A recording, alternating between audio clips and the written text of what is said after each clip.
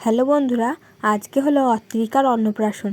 তা আমরা সকলে এখন সেখানে যাচ্ছি। ওদের অন্নপ্রাশনটি লজে হচ্ছে। আমরা এখন সবাই চলে এসেছি। এখানে একটা সুন্দর গেট করেছে আর অন্তরা উপর থেকে আমাদেরকে হাই করছে। আমরা এখন ভেতরে যাচ্ছি। উপরে গিয়ে দেখলাম সবাই চলে এসেছে, শুধু আমরাই বাদ ছিলাম। এখানে আমার মা গল্প করছে, রূপসা দাঁড়িয়ে আছে। অনেক যুদ্ধ করার পর আমরা 3টের সময় খেতে বসেছি। আর ওইদিকে প্রীতি আর ঘেটু তো আমাদের দিকেই তাকিয়ে বসেছিল। খাওয়া দাওয়া করার পর বাড়ি এসে আবার রাতে ছিল প্রীতির জন্মদিন। এখন কেক কাটা হবে। তারপর শুরু হয়ে গেল কেক কাটা।